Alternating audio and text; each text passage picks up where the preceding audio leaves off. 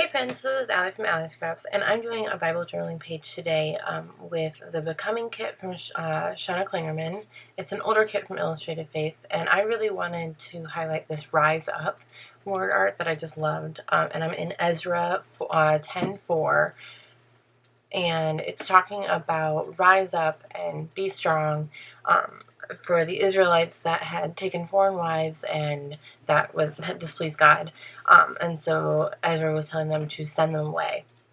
And so I just kind of wanted to highlight that and rise up. And I was kind of singing Hamilton to myself as well, I will admit it.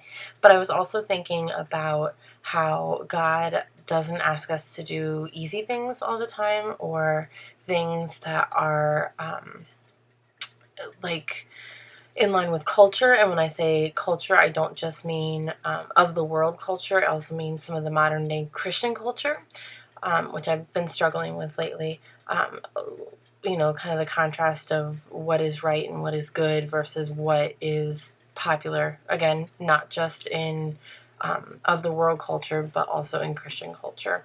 And so just thinking about that as I'm putting some of this together. So I did use a couple things on clear sticker paper, like the flower background, and then I did use some of my art starts as well. I will link them below. I believe it's volume 51. But I just wanted to do a lot of layering. I did use some washi tape as well, just to kind of anchor the page a little bit. But just, there's a lot of thinking going on while I was doing this page.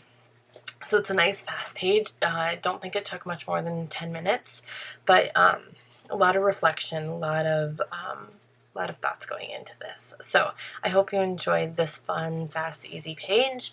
And I hope you really take a look at the book of Ezra, because I was surprised at how meaty it was. So I hope that you can kind of dig into that soon as well. I really encourage you to read the whole book. It's only 10 chapters, and they're nice and short. So really dig into that.